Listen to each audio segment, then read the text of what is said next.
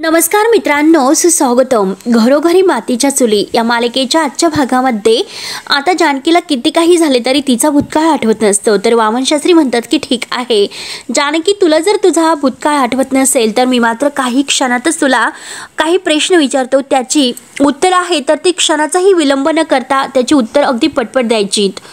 आता मात्र त्या प्रश्न उत्तरातून आपल्याला काही सापडतं का ते आपण बघूयात. त्यानंतर मात्र आता इकडे ऐश्वर्या मायाला भेटते आणि मायाला म्हणते की अगं, तुझा खरा चेहरा तर माझ्यासमोर आलेला आहे, परंतु आता मात्र त्या मास्कच्या मागे नक्की कोणाचा चेहरा आहे ते तू मला सांगून टाक. तेव्हा आता माया विचारते की का मी तुम्हाला हे सर्व सांगायचं. तर लगेच आता ऐश्वर्या म्हणत असते की का म्हणजे माया म्हणते की त्याने तर तुम्हाला मदत केलेली आहे, मग मदत करणारा नक्की कोण आहे हे तुम्हाला माहिती नाही का. तर ऐश्वर्या म्हणते की नाही, मला सुद्धा माहिती नाही की सतत माझी मदत करणारा हा माणूस नक्की कोण आहे ते. आणि त्यानंतर मात्र माझ्यासमोर हे जे काही घडत आहे तर ते त्यानंतर तर माझी खरंच उत्सुकता अगदी खूप वाढलेली आहे. कारण हे बघ अगं, तू तर त्या मास्कमॅनला सामील आहेस आणि त्यात म्हणजे तू राहते तर त्या रणदिव्यांच्या घरामध्ये, म्हणजे माया तू सुद्धा रणदिव्यांची शत्रू आहेस का. त्यामुळे हे बघ, वेळ न वाया घालवता मला सगळं काही सांगून टाक. मला सुद्धा तुझ्याकडून मात्र त्या मास्कमॅन बद्दल सगळं जाणून घ्यायचं आहे. तर तो कोण आहे आणि तो इथे कशासाठी आला हे सगळं काही तुम्हाला सांगून टाक. आणि तो जे हे काही करतो तर ते कशासाठी करतो, जानकीचा आणि त्याचा काय संबंध आहे हे मला कळायलाच पाहिजे. तेव्हा माया आता ऐश्वर्याचं बोलणं ऐकून घेत असते. त्यानंतर आता इकडे वामनशास्त्री जानकीला पहिला प्रश्न विचारतात की तुझ्या आयुष्यामधील सगळ्यात मोठं स्वप्न. तर जानकी डोळे बंद करून म्हणते की माझ्या ओवीचं भविष्य. तेव्हा मात्र आता वामनशास्त्री दुसरा प्रश्न विचारतात की तुझा सगळ्यात मोठा आधार. तर जानकी म्हणते की माझं कुटुंब. वामनशास्त्री विचारतात की तुझं प्रेम. तर जानकी म्हणते की ऋषिकेश. वामनशास्त्री विचारतात की तुझा आनंद. तर जानकी म्हणते की कुटुंबासोबत वेळ घालवणं. तेव्हा आता वामनशास्त्री विचारतात की तुझं दुःख. तर जानकी म्हणते की दुःखातून बाहेर पडणं. तर वामनशास्त्री पुढे विचारतात की तुझा सगळ्यात आवडता दिवस. तर जानकी म्हणते की ज्या दिवशी ओवीने मला पहिल्यांदा आई म्हणून हाक मारली तो दिवस माझ्यासाठी आनंदाचा आहे. तर वामनशास्त्री पुढे विचारतात की तुझ्या आयुष्यामध्ये कधी न विसरता येणारा दिवस. तर जानकी म्हणते माझी आई कायमची माझ्यापासून दूर जाईल. तर आता वामनशास्त्री पुढे विचारतात की जानकी तुझं शिक्षण. तर जानकी म्हणते की MBA. त्यानंतर आवडता रंग कोणता आहे. तर जानकी म्हणते की हिरवा. जानकीला आता पुन्हा प्रश्न विचारला जातो की आवडतं ठिकाण. तर जानकी म्हणते की माझं घर. तर आता वामनशास्त्री शेवट प्रश्न विचारतात की लग्न.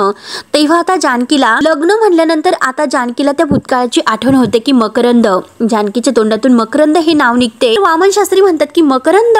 तर जानकी म्हणते की हो मकरंद. त्यानंतर आता इकडे माया ऐश्वर्याने विचारल्यानंतर ऐश्वर्याला म्हणते की हो सांगते, मी तुम्हाला सर्व काही सांगते. ओळखते मास्कमॅनला असे जेव्हा माया म्हणते तर ऐश्वर्या खुश होते. आणि आता माया पुढे म्हणते की तो जानकीच्या भूतकाळातून आलेला आहे. ऐश्वर्या विचारते की म्हणजे नक्की काय जानकीच्या भूतकाळातून. तर माया म्हणते की हो, तो फक्त आता तिला त्रास देण्यासाठी इथे आलेला आहे तर आणि तिचा बदला घेण्यासाठी. तर हे ऐकून आता ऐश्वर्या म्हणते की काय काय बोलतेस तू. त्यानंतर आता इकडे वामनशास्त्री जानकीला विचारतात की हा मकरंद कोण आहे. तर तेव्हा मात्र आता मकरंद म्हटल्यानंतर जानकीला त्याच्या सोबत जे काही लग्नाचे क्षण आहे तर ते आठवतात. आता जानकी जी काही ती बाणाची आता खून आहे तर ती कागदावर काढते आणि ती मकरंदच्या हातावर असते. तर आता जानकी घाईने ते सर्व आठवल्यानंतर डोळे उघडते. तेव्हा आता हे सर्व बघून जानकी म्हणते की म्हणजे तू परत आला. तर आता सुमित्राला सुद्धा एक खूप मोठा धक्का बसतो. सुमित्राला तर आता नक्की हा मकरंद कोण आहे हे काही माहिती नाही.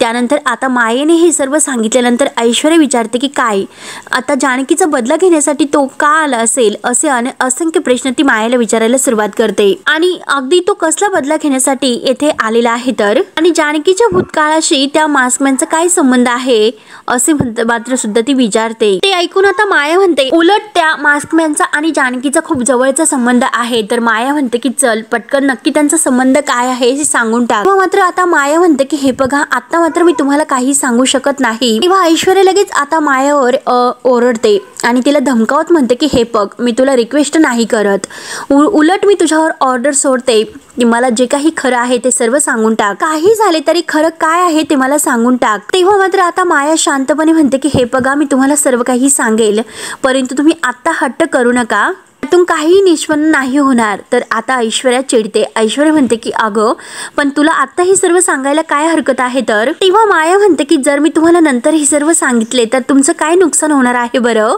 आणि हे बघा मी आज तुम्हाला शब्द देते की मी स्वतः आज रात्री तुम्हाला भेटेल आणि जानकीबद्दल सर्व काही खरं सांगेल, परंतु आता मात्र मला जाऊन द्या प्लीज. तेव्हा आता ऐश्वर्या खूप वैतागलेली असते आणि म्हणते की बरं ठीक आहे, आता मात्र मी तुझ्या शब्दाला किंमत देते, पण जर तू माझा शब्द मोडला तर तुझ्याबद्दल मी त्या जानकीला सगळं सांगितल्याशिवाय राहणार नाही. तशी मी शांत नाही बसणार, त्यामुळे चल आता निघ तू इथून. तेव्हा आता माया तेथून निघून घरी येते. त्यानंतर आता इकडे लताबाई आपल्या रूम मध्ये बसलेली असते आणि लताबाईला मात्र आता ह्या आजीचं बोलणं आठवत असतं की जानकीने इतकं मोठा गुन्हा केलेला आहे, तर आपलं अख्खं घर गहाण ठेवलं गेलं, अख्खं घर आपलं विकलं, आपली प्रॉपर्टी गेली. आणि त्यानंतर आता इकडे सौमित्र आणि हे सगळेजण टेन्शन मध्ये असतात की आता एखादा बिझनेस सुरू करायचा आहे, परंतु कोणीही लोन द्यायला तयार नाहीत.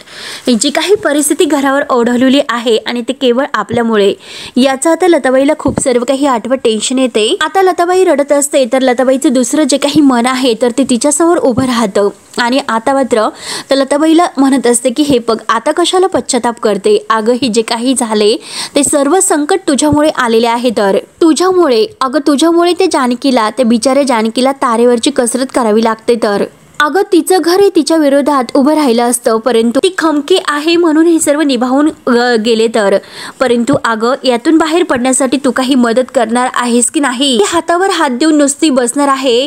बिचारी लताबाई खूप रडत असते आणि म्हणते की मी काय करू शकते. तर आता तिचं दुसरं मन म्हणतं की अगं का करू शकत नाही तू काही, पण अगं स्वतःचं आयुष्य तू आता कसं तरी घालवले आणि आता मुलीचं आयुष्य सुद्धा उद्ध्वस्त करायला निघालीस. लाज शरम तुला काही वाटते की नाही. अगं तुझ्या मुलीने इतकं सर्व सहन केले आणि रोज तिला हे सर्व भोगावे लागते. अगं त्याला कारण तू आहेस, कारण तू स्वतः जानकीची आई म्हणवतेस आणि आई असल्याची कोणती जबाबदारी तू पार पाडलेली आहेस ग. अगं मला विचारशील ना तर तू आई नाहीस. अगं तू स्वतःच्या मुलीला अगदी दुःखात ढकलणारी कैदाशीन आहे, कैदाशीन. तेव्हा मात्र आता लताबाई खूप रडत असते आणि म्हणते की हो मी खरंच कैदाशीन आहे, कैदाशीन. माझ्या जी काही मुलगी सुखात होती तर तिच्या वाटेमध्ये दुःखाचे काटे पेरणारी मीच एक कैदाशीन आहे. हे जे झाले तर ते केवळ माझ्यामुळे झाले, म्हणून लताबाई आता खूप रडत असते. परंतु माझ्या मुलीला मात्र ह्या संकटातून बाहेर काढण्यासाठी मलाच काहीतरी आता करावे लागेल असे ती आता ठरवते. पण नक्की काय करू आणि कसे करू याचा ती आता विचार करत असते, परंतु आता खूप अशी रडते सुद्धा. म्हणून आता रडत रडत टेबल जवळ येते, परंतु टेबलवर तिला आता पेपर पडलेला दिसतो. आता ते पेपर ती उचलते. आता त्यामध्ये ती एक आता जी ॲड आहे तर ती ॲड वाचते, कारण ए पॉझिटिव्ह रक्तगटाची किडनी हवी आहे, डोनेट करणाऱ्याला मिळतील 35 लाख रुपये आणि जागा मात्र सिटी हॉस्पिटल जवळ आणि त्यात संपर्क मोबाईल नंबर वगैरे सर्व काही दिलेला असतो. तर आता लताबाई ही ॲड वाचते आणि लताबाई आता आपली स्वतःची किडनी देण्याचं ठरवते. ए पॉझिटिव्ह रक्तगटाची किडनी तर तिची असते, म्हणून मात्र आता 35 लाख रुपये डोनेट करण्याला मिळतील, म्हणून आता लताबाई हे सर्व करण्याचं ठरवते. त्यानंतर आता इकडे ऐश्वर्या घरी येते. साईजी तिला विचारतो की कुठे गेली होती. आता ऐश्वर्या खुशत म्हणते की त्या मास्कमॅनच्या साथीदारला म्हणजे त्या मायाला भेटायला गेले होते. तर आता साईजी विचारतो की अगं पण तुला लगेच तिला भेटण्याची काय गरज होती. त्यावर आता ऐश्वर्या म्हणते की डॅडा मग मी काय करायला हवं होतं. तेव्हा मात्र आता लगेच साईजी आता म्हणतो की अगं पोरी ती मास्कमॅन आणि ती माया या दोघांच्या तर गाठीभेटी होतच असते. त्या दोघांचा नक्की संबंध काय आहे हे तो अगोदर जाणून घ्यायला हवं होतं. तू डायरेक्ट कशाला त्या मायाला जाऊन भेटलीस बरं. आणि ती माया मात्र आता सावध झाली असेल आणि ती आता त्या मास्कमॅन सुद्धा सावध करणार. तेव्हा आता ऐश्वर्या म्हणते की डॅडा हे बघा असं काही होणार नाही, कारण हे बघा मायाला जेव्हा मी मास्कमॅनच्या सोबत बघितले तेव्हा मात्र मायाचे हात हे दगडाखाली आहे, त्यामुळे मला मात्र आता अंदाज घेत अगदी वेळ वाया घालवायचं नाही, त्यामुळे मी ठरवलं की आता थेट वार करायचे. तर आता साईजी विचारतो की काय करणार आहे तू. तर ऐश्वर्या म्हणते अहो डॅडा तिने मला सर्व सांगितलेलं आहे, तिने मला हे सर्व सांगितले की त्या मास्कमॅनचा जानकीच्या भूतकाळाशी संबंध आहे, तर तो तिला त्रास देण्यासाठी आलेला आहे, त्याला त्याचा बदला घ्यायचा आहे. आता हे सर्व ऐकून साईजी विचारतो की काय नक्की त्या मास्कमॅनची आणि जानकी ह्या दोघांची काय दुश्मनी आहे. तर त्यावर त्या ऐश्वर्या म्हणते की अजूनपर्यंत हे तर मला नाही कळाले, परंतु हे बघा डॅडा अहो ती माया मला सर्व लवकरच सांगणार आहे. तर आणि आता मात्र मला त्या मास्कमॅनचा आणि जानकीचा जो भूतकाळ आहे ते सर्व कळणार आहे आणि हे सर्व कळाल्यानंतर आणि हे सर्व करण्यामागे त्याचं इंटेन्शन काय आहे हे सुद्धा माझ्या समोर येईलच. साईजी म्हणतो की हे बघ ऐशू बाळा अगं त्या मायावर तू विश्वास ठेवू नकोस. तर ऐश्वर्या म्हणते की 1 मिनिट डॅडा अहो विश्वास ठेवू नको म्हणजे नक्की हे सर्व काय बोलतात तुम्ही. आणि हे बघा डॅडा अहो तिने जर हे सर्व मला सांगितलं नाही तर तिचा खरा चेहरा मी जानकी समोर आणेल. तिला चांगलंच माहिती आहे, त्यामुळे ती मला त्या मास्कमॅनच्या आणि जानकीच्या भूतकाळाबद्दल सर्व काही सांगणार आहे. तर हे ऐकून सयाजी म्हणतो की तसं जर झालं तर पोरी चांगलं आहे, पण तरी सुद्धा मी तुला सांगतो की तू सावध राहा. तर ऐश्वर्या म्हणते की डॅडा अहो तुम्ही नका काळजी करू, यावेळेस मात्र मी कशातही अडकणार नाही, उलट अडकणार आणि अडकत राहणार, ते पण बाकी सर्वांना कायमचं. त्यानंतर आता इकडे लताबाई आणि जानकी मात्र अगदी घरी येतात. तर आता येताना मात्र सुमित्रा ही जानकीला विचारते, अगं मगाशी तू कुणाबद्दल परत म्हणजे बोलत होती, कोण परत आले असं आता विचारते. तेव्हा आता जानकी थोडीशी कावरीबावरी होते आणि म्हणते की आई कोणी नाही, कारण शास्त्री बुवा एकामागून एक प्रश्न विचारत होते म्हणून कदाचित मी थोडीशी गांगरून गेले होते. तर सुमित्रा म्हणते की नाही जानकी, अगं वामन शास्त्रींनी जेव्हा लग्न असं म्हटले तेव्हा मात्र तू लगेच मकरंद या व्यक्तीचे नाव घेतले, आणि हा मकरंद कोण आहे आणि त्याचा ह्या सर्वांशी काय संबंध आहे असे विचारल्यानंतर जानकीला फार टेन्शन येते. जानकी म्हणते की अरे देवा, आता मात्र आईला मी काय उत्तर देऊ, आणि माझ्या मनामध्ये हे जे नाव आलं तर त्याच्यामुळेच माझ्या आयुष्यामध्ये हे सर्व घडते, तर याची मला सुद्धा खात्री नाही. म्हणून जानकी त्या विचारत पडते. तर सुमित्रा म्हणते की जानकी, तेव्हा कुठे आता जानकीचं लक्ष सुमित्राकडे जाते. सुमित्रा म्हणते की जानकी अगं तू कसला विचार करतेस, मी तुला काहीतरी विचारते. तेव्हा आता जानकी म्हणते की आई हे बघा, माझ्या भूतकाळातील एक घटना मला आठवली होती आणि त्याने मी जरा डिस्टर्ब आहे. तर सुमित्रा म्हणते की अगं भूतकाळातील घटना म्हणजे काय, तर जानकी म्हणते, आणि तेवढ्यात मात्र आतमधून सारंगचा आवाज येतो. सारंग आता मोठ्या आवाजात म्हणलेला असतो की आजी सगळं काही मला खरं खरं सांग. आणि तेवढ्यात सारंगचा आवाज ऐकल्यानंतर सुमित्रा आणि जानकी मात्र घाईने आत येतात की नक्की काय झालं असेल. सारंग आता आजीला म्हणत असतो की मला सर्व काही खरं सांग. तर आता आजी रागाने म्हणते की सारंग माझ्यावर ओरडू नकोस. तेव्हा आता सारंग म्हणतो की नाही, मला फक्त जे काही विचारत आहे ते सांग, ती लता काकू कुठे गेलेली आहे. तर तेव्हा आता आजी तोरेतच म्हणते की अरे ती बाहेर गेली असेल आणि तिला इथे लाज वाटत असेल, तोंड काहीतरी काळं करण्यासाठी गेली असेल. आणि तेवढ्यात तेथे जानकी आणि सुमित्रा येते. तर सारंग आता त्या दोघींना विचारतो की तुम्ही दोघी कुठे गेला होतात. सुमित्रा म्हणते की अरे आम्ही एका महत्त्वाच्या कामासाठी गेलो होतो. तर सारंग विचारतो की अगं मग तुम्ही आलात, परंतु लता काकू कुठे आहेत, त्या कुठे गेल्या बरं. तेव्हा आता जानकी म्हणते की कुठे म्हणजे, तर सारंग म्हणतो की त्या घरी नाही. तेव्हा आता जानकीला खूप टेन्शन येते. जानकी म्हणते की घरी नाही म्हणजे गेली कुठे. तर आता ही आजी येते. आजी तोऱ्यातच म्हणते की गेली असेल कुठेतरी बाहेर तोंड काळं करायला, तोंड काळं करून पळून गेली असेल, तिला लाज वाटली असेल म्हणून. तेव्हा आता जानकीला फारसं वाईट वाटतं. तरी सुद्धा मानाने जानकी आजींना म्हणते की आजी प्लीज तुम्ही असं माझ्या आईला तोंड काळं करू असं काहीतरी अभद्र बोलू नका. तेव्हा आता सारंग म्हणतो की अगं जानकी वहिनी जाऊन दे, कशाला त्या आजीच्या तोंडाला लागते, त्या तोंडाला आणि तिच्याशी बोलून काही उपयोग नाही. तर आणि आता सारंग हा सुमित्राला म्हणतो की आई हे बघ, आजीच काहीतरी लता काकूंना बोलली असेल म्हणून त्याचं त्यांना वाईट वाटलं असेल आणि त्या कायमच्या येथून गेल्या असतील. तेव्हा लगेच आजी म्हणजे की म्हणजे तिला फक्त बोलणं हा एकच कार्यक्रम आहे का माझा, म्हणजे तिचे हे जे प्रताप आहे पराक्रम आहे ना ते बघता त्या अगोदरच मात्र ती घरातून अगदी पराकांदा व्हायला पाहिजे होती. तेव्हा आता लगेच सुमित्राला राग येतो. सुमित्रा म्हणते की आई पुरेकर काय बोलतेस.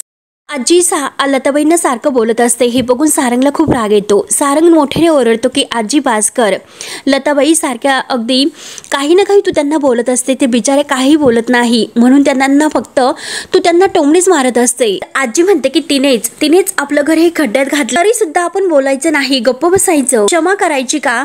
तेव्हा सुमित्रा सुद्धा रागाने म्हणते की आई पुरेकर शांत हो, भास्कर. आणि जानकीला मात्र आपल्या आईची काळजी लागते. जानकी रडत असते. तर सुमित्रा म्हणते की जानकी चल आपण त्यांना शोधूयात, नको काळजी करूस. तेव्हा आता जानकी म्हणते की आई पण तिला आपण कुठे शोधायचं, आई घरात नाही आणि ती आपल्या बरोबर सुद्धा नव्हती, मग नक्की ती गेली कुठे. त्यानंतर मात्र लताबाई इकडे ती ऍड जी काही आहे ती बघून त्याच हॉस्पिटलमध्ये येते आणि तो पेपर मात्र तेथील एका कंपाऊंडरला दाखवते आणि म्हणते की दादा हे बघा, ही जाहिरात आहे तर ती तुम्हीच दिलेली आहे ना. तेव्हा तो कंपाऊंडर म्हणतो की हो मीच दिलेली आहे. तर ऑर्डरबॉय म्हणत असतो की हे बघा, ही जी ॲड दिलेली आहे ना तर ती तुमच्यासाठी फिट नाही, तुम्ही त्यासाठी फिट नाहीत. तेव्हा आता लताबाई विचारते की का पण. तेव्हा तो बॉय आहे तर तो अहो यावरती जो काही ब्लड ग्रुप सांगितलेला आहे ना तर तोच माझा ब्लड ग्रुप आहे हो, आणि हे बघा मला माझी किडनी डोनेट करायची आहे. तेव्हा आता तो जो काही बॉय असतो तर तो म्हणतो की काय बोलतात आजी, तुमचं वय खूप जास्त आहे, तुम्ही किडनी कशी देणार बरं. तेव्हा लताबाई म्हणते की अहो हे बघा, माझं आयुष्य जगून झालेलं आहे, एखाद्या व्यक्तीला जर माझ्यामुळे जीवनदार मिळणार असेल आणि तुम्ही मला त्या बदल्यात जे काही पैसे देणार आहेत आणि त्या पैशामुळे माझ्या लेकीला जी काही माझ्या माझ्यामुळे मदत होणार असेल हे सर्व चांगलंच आहे तर, आणि हे बघा मी माझ्या इच्छेने ही किडनी देते तर. आता तो ऑर्ड बॉय आहे तर तो म्हणतो की नाही आजी, तो तसं नाही चालणार. तेव्हा लताबाई त्याच्यासमोर हात जोडते आणि म्हणते की अरे नाही म्हणू नकोस, अरे मला गरज आहे आणि आज मात्र एक आई तुझ्या समोर एका मुलीच्या सुखासाठी हात जोडते. बाळा कृपा कर, तू नाही म्हणू नकोस. अरे माझ्या पदरामध्ये हे पुण्य टाक रे. आपला पदर ती समोर धरते आणि म्हणते की अरे तसंही मी मरून जाणारच आहे. अरे जर तू मला मदत केलीस तर माझ्या मुलीला सुखामध्ये बघून सुद्धा मरण अगदी सुखात येईल. तेव्हा तो आता ऑर्ड बॉय आहे तर तो म्हणतो की ठीक आहे, तोपर्यंत तुम्ही इथे बसा, मी डॉक्टरांना विचारून येतो. तेव्हा आता लताबाई तेथे बसते आणि तो डॉक्टरांना विचारायला जातो. त्यानंतर मात्र आता इकडे जानकीला खूप टेन्शन येते की नक्की लताबाई कुठे गेली असेल. तेवढ्यात ऋषिकेश, सुमित्रा आणि अवंतिका घरी येतात. तर ऋषिकेश म्हणतो की जानकी काय झालं, तुम्ही इतक्या टेन्शन मध्ये का आहात, काय झालं. तेव्हा आता जानकी म्हणते की ऋषिकेश, सारंग भाऊजी सांगत होते की आई कुठेही सापडत नाही. तर तेव्हा आता ऋषिकेश म्हणतो की एक काम करा, ते येथेच कुठेतरी बाहेर असतील, तुम्ही इकडे शोधा आणि आम्ही बाहेर शोधतो. आणि आता सगळेजण लताबाईला शोधायला धावतात. तेव्हा मात्र आता आजी सुमित्राजवळ येऊन उभी राहते. तर आता सुमित्रा रागाने म्हणते की आई तू एकही शब्द माझ्याशी बोलू नको. आजी म्हणते की अगं मी नाही जाणार शोधायला. त्यानंतर आता जानकी रूम मध्ये येते आणि आई आई असा अगदी जोरात आवाज देते. आता अवंतिका सुद्धा तिच्या मागे येते. जानकी लगेच अवंतिकाला म्हणते की अगं बघ ना आई कुठे गेले असतील, आई रूम मध्ये सुद्धा नाही कुठे गेली असेल. म्हणून जानकी डोक्याला हात लावून खूप रडते. तेव्हा आता अवंतिका म्हणते की वहिनी हे बघा प्लीज तुम्ही शांत व्हा, तुम्ही इतक्या पॅनिक होऊ नका, काकू येथेच कुठेतरी गेले असतील आणि हे बघा थोडा वेळ आपण वाट बघूयात, नाहीतर आपण पोलीस स्टेशन मध्ये जाऊयात. आणि वहिनी हे बघा सारंग भाऊजी गेलेत ना त्यांना शोधायला, आजूबाजूची सगळी काही मंदिरं ते बघून येतील आणि मला नक्की खात्री आहे की लता काकू नक्की सापडतील, मी शांत व्हा बरं. तेव्हा आता जानकी रडतच म्हणते की जर आई तेथे नसेल तर, आई जर तेथे सापडली नाही तर आता काय करायचं. अवंतिका इतक्या वर्षातून आई मला सापडली, मी तिला असं गमावू नाही शकत. आई मला कायम माझ्या जवळ हवी आहे, आई मला कायम हवी आहे. म्हणून जानकी आता खूप रडते. तर अवंतिका जानकीला समजावत असते की हे बघा लता काकू कायम तुमच्या सोबतच असतील आणि प्लीज वहिनी तुम्ही उगाच तुमच्या मनामध्ये वेडेवाकडे असे विचार आणू नका. तेव्हा आता जानकी रडतच म्हणते की अवंतिका अगं ह्या अशा परिस्थितीत डोक्यामध्ये वाईट विचार तर येणारच, कारण तो मास्कमॅन मात्र कोण आहे हे माहिती नाही आणि तो आपल्या मागे हात धुवून लागलेला आहे. त्याने तर घरात घुसून चोरी सुद्धा केलेली आहे. अगं मग कशावरून त्याने परत आईला किडनॅप केलं नसेल तर, आणि जर त्याने आईला किडनॅप केलं असेल तर, आणि हे बघ ना अगं मागच्या वेळेस आपण आईला सोडू शकलो आणि जर त्याने यावेळेस आईच्या जीवाचं काही बरं वाईट केले तर. म्हणून जानकी आता खूप रडत असते, तिला आता आईची खूप काळजी लागते. तर अवंतिका मात्र आता जानकीला समजावत असते काही झाले तरी आता आपल्याला अगदी आईला शोधावंच लागेल. तर अवंतिका म्हणते की हे बघा वहिनी शांत व्हा, मी भाऊजींना फोन करते. आता मात्र अवंतिका फोन करत असते, परंतु जानकीचा टेबलवर जो होता पेपर पडलेला आहे त्यातून जी काही ती ऍड आहे तर ते ऍडचा कागद मात्र लताबाईने फाडून नेलेला असतो. समोर कातर आणि पेपर पडलेला असतो. तर जानकी लगेच तो पेपर बघते आणि तेथे कातर, म्हणून ती अवंतिकाला आता हे सर्व दाखवते. तेव्हा आता लगेच जानकी म्हणते की बघ ना अवंतिका, अगं ह्या न्यूज पेपर मधील इकडचं जे काही कात्रण आहे तर ते कट केलेलं आहे. मग हे तर आईने केलं नसेल ना, कदाचित आपल्याला यावरून सुद्धा कळू शकेल की आई कुठे आहे ते. जरा तू चेक कर बरं, हल्ली इंटरनेटवर ते पेपर आहे तर ते अपलोड करतात ना, मग त्यामध्ये तू चेक करून बघ. तेव्हा आता अवंतिका लगेच चेक करायला घेते. तर सारंग आता येतो. सारंग म्हणतो की जानकी वहिनी अगं सगळीकडे शोधले परंतु आई मात्र कुठेही नाही. तेव्हा जानकी रडतच म्हणते की हो सारंग भाऊजी आम्ही सुद्धा खूप शोधले, आणि लगेच ती पेपर्स आहे तर ती सारंगला दाखवते आणि सारंग भाऊजींना म्हणते की सारंग भाऊजी हे बघा या पेपरमध्ये जे कात्रण आहे तर ते कट केलेलं आहे, बहुतेक ते आईनेच कट केलेलं आहे. तर आता अवंतिका तोपर्यंत ते सोशल मीडियावर अगदी तो पेपर आहे इंटरनेटवर शोधत असते. तर जानकी रडतच सारंगला म्हणत असते की कदाचित यामुळे तर काहीतरी क्ल्यू मिळेल की आई मात्र कुठे आहे ते. तेव्हा सारंग म्हणतो की आता हे सर्व कसं करणार. तर अवंतिका तेवढ्यात मात्र ती जाहिरात शोधते आणि ती जानकीला दाखवते आणि सारंगला सुद्धा. जानकी मात्र आता ती जाहिरात वाचते की ए पॉझिटिव्हची जी काही रक्त आहे तर त्याची किडनी हवी आहे आणि डोनेट करणाऱ्याला 35 लाख रुपये मिळतील. तेव्हा मात्र आता सारंग विचारतो की वहिनी लता काकूंचं ब्लड ग्रुप काय आहे बरं. तेव्हा आता लताबाईला जेव्हा रक्ताची गरज होती तेव्हा आता जानकीला डॉक्टरांनी सांगितलेलं असते की ए पॉझिटिव्हचं रक्त त्यांना हवं आहे. तर तेव्हा आता जानकीला कळतं की आता लताबाईला ए पॉझिटिव्हचं रक्त हवं आहे. जानकी खूप घाबरतच म्हणते की ए पॉझिटिव्ह म्हणजे आई हॉस्पिटलला असेल. अवंतिका म्हणते की हे बघा ऍड्रेस सुद्धा दिलेला आहे. सारंग म्हणतो की वहिनी चल आपल्याला निघायला पाहिजे. म्हणून सगळेजण धावतच बाहेर येतात आणि तेवढ्यात सौमित्रा आणि ऋषिकेश आत येतात. तर जानकी मात्र आता ती मोबाईल मध्ये ती ऍड आहे तर ती ऋषिकेशला दाखवते. जानकी सांगते की आई हॉस्पिटल मध्ये गेलेली आहे. तर ऋषिकेश म्हणतो की काय हॉस्पिटल? जानकी म्हणते की हो बहुतेक ती किडनी डोनेट करायला गेलेली आहे. तर आता हे सर्व ऐकल्यानंतर सगळ्यांना खूप मोठा एक धक्का बसतो. जानकी रडतच म्हणते की हे सर्व करायची काय गरज आहे, आई असं का करत असेल? तर ऋषिकेश म्हणतो की जानकी तू अगोदर शांत हो, त्यांना आपण असं काही करून द्यायचं नाही. तर जानकी रडतच म्हणते की आहो पण ऋषिकेश जर केले तर काय करणार आहोत आपण, आणि जर असे केले तर मी खरंच स्वतःला कधीही माफ करू शकणार नाही. ऋषिकेश म्हणतो की जानकी नाही, आपण त्यांना असे नाही करून द्यायचं, आपण लगेच तिकडे जाऊयात. म्हणून सगळेजण आता धावतच तिकडे निघून जातात. आता सुमित्राला सुद्धा लताबाईची खूप काळजी लागते आणि आजीचं मात्र तिला काही घेणे देणे नसतेच. त्यानंतर आता हॉस्पिटलमध्ये आता लताबाईची सर्व काही टेस्ट होत असतात.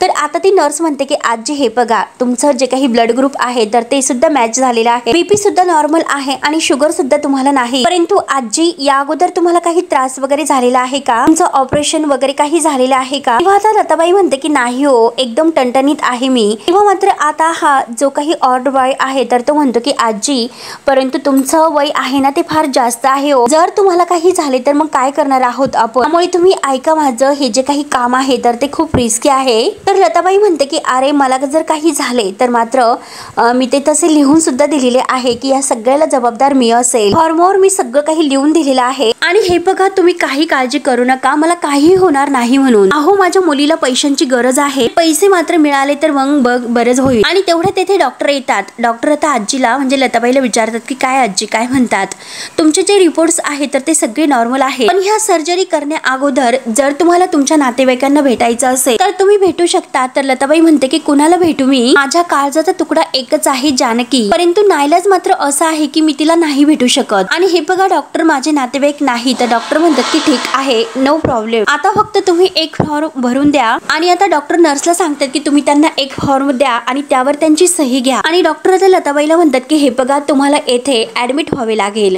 आणि 24 तासानंतर तुमचं ऑपरेशन होईल. तेव्हा आता ती नर्स आहे तर त्या फॉर्मवर मुलीचं नाव लिहायला सांगतात. तर आता लताबाई विचारते की मुलीचं नाव कशाला, तर नर्स म्हणते की अहो तुमच्या नातेवाईक आहे तर त्यांचं नाव लिहावंच लागेल. तेव्हा आता लताबाईला आणखीन टेन्शन येते. लताबाई म्हणते की अरे देवा आता मी काय करू, जानकीचं नाव यावर लिहू किंवा नको लिहू. आणि ती तर रणदिवे आहेत आणि रणदिव्यांना सगळे ओळखतात. तेव्हा मात्र आता लगेच नर्स म्हणतात की अहो लिहा तुमचं मुलीचं नाव लिहा. आणि तेवढ्यात जानकी दाराशी येते आणि म्हणते की लिही आई तू तुझ्या मुलीचं नाव लिही, जानकी ऋषिकेश रणदिवे. आता जानकीला बघून आता लताबाईला खूप मोठा धक्का बसतो. ती लगेच उठते आणि म्हणते की जानकी तू. तर ऋषिकेश सुद्धा आता येतो तर नर्स तेथून निघून जातात. तेव्हा आता जानकी आता फॉर्म घेते आणि म्हणते की आई लिही, अगं त्यावर जानकी ऋषिकेश रणदिवे हे नाव लिही तू. आता लताबाई जानकीकडे बघत असते तर जानकी विचारते की आई काय झाले, तू माझ्याकडे असे का बघते, मी इथे आल्याने तुझा प्लॅन फसलेला आहे का? ऋषिकेश म्हणतो की आई अहो तुम्ही हे काय करायला चालला होता. तर जानकी आता असं म्हणते की आई काय करायला आली होती, तर एक महान काम करायला आली होती, स्वतःच्या श्वासाचा सौदा करून पैसे कमवायला आली होती, हो की नाही आई? तेव्हा आता लताबाई खाली मान घालून रडत असते आणि जानकीच्या डोळ्यात सुद्धा पाणी येते.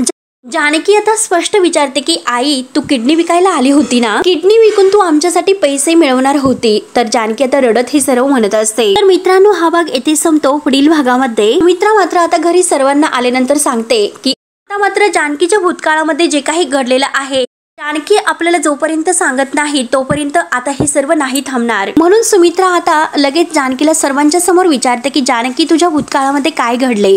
तर ऋषिकेशला याबद्दल माहिती असते. ऋषिकेश लगेच म्हणतो की काही गरज नाही जानकीने हे सर्व काही सांगण्याची. त्यानंतर मात्र आता ऐश्वर्या म्हणते की तो छुपा झेंडा आहे तर हे मला जाणून घ्यायचं आहे. तर आणि किती काही झाले तरी आज मात्र ते मी जाणून घेणार म्हणजे घेणारच. तेव्हा आता माया ठरवते की आज मात्र रात्री काही झाले तरी ऐश्वर्याला नाही सांगायचं. म्हणून माया आता ऐश्वर्याचं काहीतरी करण्याचं ठरवते. तर मित्रांनो पुढे काय होईल हे बघण्यासाठी आपल्या चॅनलला नक्की सबस्क्राईब करत राहा. धन्यवाद.